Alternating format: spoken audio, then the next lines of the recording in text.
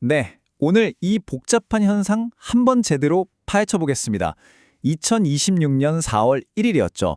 전 세계 금융시장에 정말 극적이고 또 누구도 예상치 못한 일이 벌어졌습니다. 그래서 모두가 똑같은 질문을 던졌어요. 대체 지금 무슨 일이 벌어지고 있는 거지? 자, 그럼 모든 것의 시작점이었던 이 숫자부터 바로 보시죠.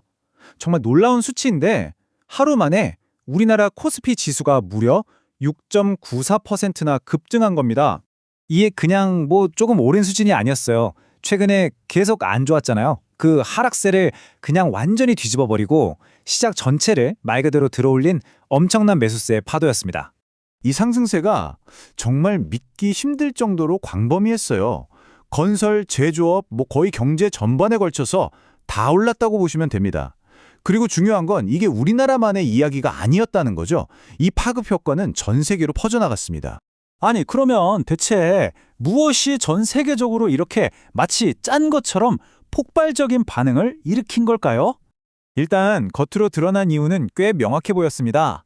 바로 중동의 큰 분쟁이 끝날 수도 있다는 그런 헤드라인 뉴스 때문이었죠. 이 소식 하나가 갑자기 엄청난 낙관론을 불러일으킨 겁니다. 이 뉴스가 나오자마자 전형적인 위험 선호 현상, 즉 리스크 온 랠리가 시작된 겁니다. 투자자들이 이제 평화가 오면 세계 경제가 좋아지겠구나 하는 기대감에 주식 같은 위험 자산으로 다시 막 몰려든 거죠.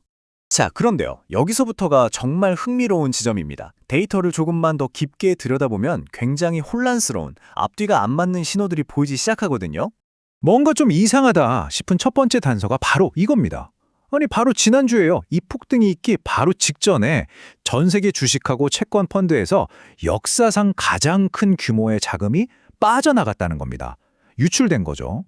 바로 이 지점이 이 상황의 핵심적인 모순을 보여주는 겁니다. 보세요. 한쪽에서는 낙관론에 힘입어 주식이나 비트코인 같은 자산이 막 오르는데 다른 한쪽에서는 금 같은 전형적인 안전자산도 같이 오르고 있었다는 거죠. 이 숫자들을 보시면 바로 이해가 되실 겁니다. 위험자산의 대표격인 비트코인이랑 안전자산의 상징인 금이 같은 날 이렇게나 강하게 동시에 올랐다는 건 정말 이례적인 현상이거든요. 자, 그럼 다음 단계로 넘어가 볼까요? 왜냐하면 이 희망과 두려움이 뒤섞인 불안한 랠리가 이제 곧 아주 단단한 경제 현실이라는 벽과 마주해야 하거든요. 이번 주 남은 일정들을 보면요. 경제 진짜 체력을 보여줄 아주 중요한 경제지표 발표들이 줄줄이 예정되어 있습니다. 그러니까 이번 랠리가 정말 근본이 있는 상승인지 아니면 그냥 거품인지 시험대에 오르게 되는 거죠. 그중에서도 우리가 가장 주목해야 할 건 바로 금요일에 나올 미국 고용보고서입니다. 이 지표가 나와봐야 지금 시장이 열광하는 것처럼 미국 경제가 정말로 튼튼하구나 혹은 그게 아니었구나 하는 가장 확실한 그림을 그릴 수 있을 겁니다. 자, 그래서 오늘 이 놀라운 시장 상황에서 우리가 놓치지 말아야 할 가장 중요한 포인트는 바로 이겁니다. 우리는 지금 두 개의 거대한 힘이 팽팽하게 맞서고 있는 걸 보고 있는 겁니다. 한쪽에는 헤드라인과 평화에 대한 기대감이 이끄는 시장의 감정이 있고요.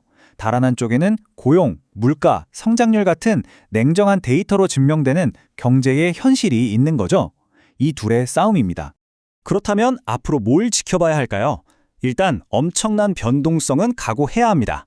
기대감으로 쌓아올린 랠리니까요. 그리고 미국 기술주나 암호화폐 같은 위험 자산들이 계속 힘을 받는지도 중요한 신호가 될 거고요. 하지만 가장 중요한 건 만약에 경제 데이터가 안 좋게 나오면 이 모든 상승세가 한순간에 무너질 수도 있다는 겁니다. 결국 우리에게 남은 마지막 질문은 바로 이겁니다. 지금 이 현상이 과연 세계 경제의 진짜 터닝포인트, 그 시작일까요?